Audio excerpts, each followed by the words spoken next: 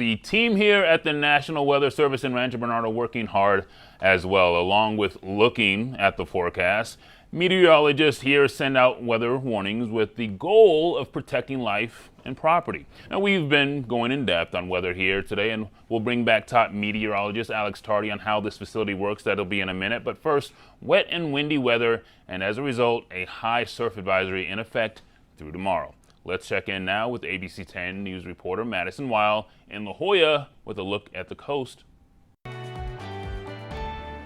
Here at the beach, it's been raining on and off all day. The winds have also been pretty intense, but despite these unfavorable conditions, we spoke to some San Diegans making the most of this drizzly day. Cold, windy, big surf. Gray skies over our coasts. It's a little bit cold, but not cold enough to steer me away. Kind of like a drizzle, not too bad, honestly. The wind is what's making it more harsh. These bold beachgoers experiencing a slippery and muddy Monday, but making the most of it. Just enjoying the weather, because there's places that are really bad, but San Diego's not that bad. While San Diego's winter storm isn't quite as severe as what we're seeing more north, there is a high surf advisory in effect through Wednesday night. Lower coastal areas could also see more flooding amid continued cleanup efforts from last week's storm, which brought severe flooding to our local beaches. Despite the grim and gray conditions, San Diegans say it's worth it for the green that follows the storm. I've noticed the greenery kind of comes to life after a nice heavy rain instead of looking dry and being the perfect fire hazard. We need the water, we need the rain, and the waves are beautiful. That high surf advisory is in effect until Wednesday at 10 p.m. And keep in mind, we have that second winter storm coming this holiday weekend. In La Jolla, Madison Wale, ABC 10 News. We are definitely keeping that in mind. Madison, thank you so much. To elaborate on that, meteorologist Megan Perry joining us now to tell us what we need to know about that next round of rain. Well, it's coming through the holiday weekend, so plan ahead for any outdoor plans that you have. For this first storm system, things are drying out. In fact, most of us are going to be dry through Friday. There's a little bit of green showing up over Mount Laguna, maybe near Campo as well. If you see any rain, we're talking about drizzle. That's about it. Not expecting to see any more significant rain the rest of tonight. A wind advisory, however, does continue until midnight for the mountain and desert areas. I think peak gusts from here on out will be between about 35 to 50 miles per hour. The worst of the wind coming to an end, but still elevated enough. And again, that high surf advisory does continue until tomorrow night. I'll have more on that a little bit later. Pretty strong winds today. Palomar saw a gust up to 63 miles per hour, and a lot of inland and coastal areas saw 30+ mile per hour winds.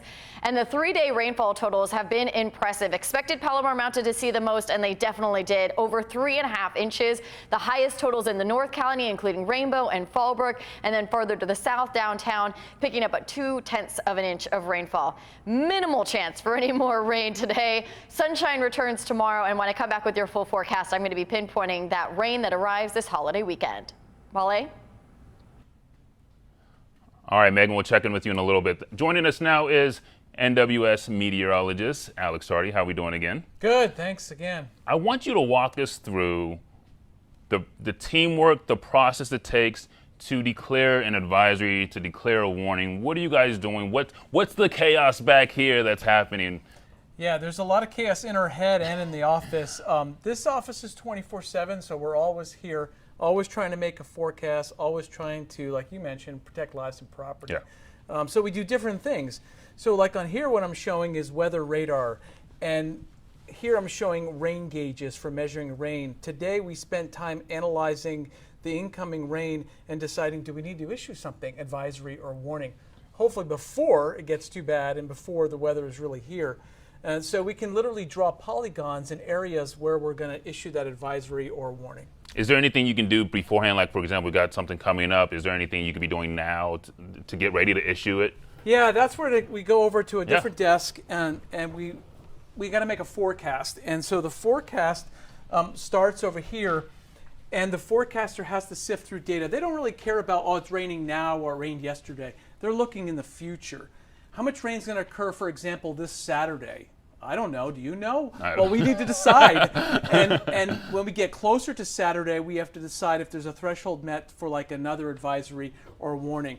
Then we collect weather data. Noel's collecting weather data all the time. Hi, Noel. Rain or shine. See, he's so busy back there. He can't even look up. He's busy. That's good. Stay busy. Stay busy. We like it. Well, so his job is all the time. It doesn't matter if it's sunny or if it's raining or if it's windy or if it's snowing. We're always collecting temperature data, rainfall data, wind data. That's what's called climate data eventually. So he's got a lot of things to do to make sure it's right and quality controlled. Now, on the other side, Stephanie. Yeah, we can swing around and see Stephanie. In the whole process. Hi, Stephanie. Get a little camera time there. She's looking at computer model data in the middle. She's looking at radar data. So before I issue an advisory or a warning, and before that forecast gets changed, we need to decide as a team what's going on, what are the impacts, what are the problems of the day, what are the challenges. And it's different all the time. With this onslaught of storms, San Diego's missed out with some of the heaviest rains. We haven't had a direct hit. But that hasn't been the case up north, and we still could see more down here. Meteorologist Alex Sardi giving us a behind-the-scenes tour. We appreciate it so much, Alex. Anytime you're welcoming us here, we love it. Thank you so much. Thank you. Well, the storms that we've been talking about are also affecting the OB Pier. They've been closed indefinitely because of these storms. With more now is ABC 10 News anchor Aaron Dickens on how it's affecting people's livelihoods. The gate is still locked and the pier here is still closed, but there's one guy who can get inside. And that's Chuck Fisher. He has owned Walking on Water Cafe since 1993. Right now there is not bad damage, but there's a lot of damage. Fisher says during last week's storm, the waves tore through the wooden railings on the side of the pier, right in front of his cafe. So it's not as drastic, severe as I've seen in recent years, but there's a lot of linear footage that's been knocked loose. The shop had minor damage. Fisher says he is losing about $15,000 in sales per week. But his rent is 10% of sales, so when he is shut down, he doesn't have to pay rent. Are you worried about another storm?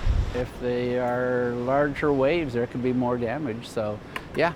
And there has been in the past. Fisher says he has closed several times for 3 months or more in the last 5 years. But he says it's all worth it and doesn't plan to close permanently. You know, it's like part of the family. You know, when we first took over 93, my son was a toddler. I loved going out there. Never get tired of it. And so that would be your answer.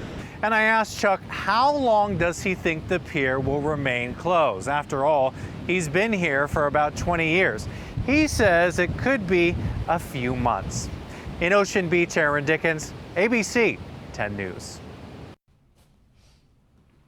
In a few months, will definitely have an impact. Thanks, Aaron. Well, in a statement, the city says they cannot examine the pier's damage because more storms are on the way. A timeline for reopening will be made after the city completes a full damage assessment. Well, that does it for us here from the National Weather Service. Kim, I'll send it back to you in the studio. I'm going to hit the road and hopefully be back, sit next to you by 7 o'clock. All right, I'm keeping your place warm. See you in a minute.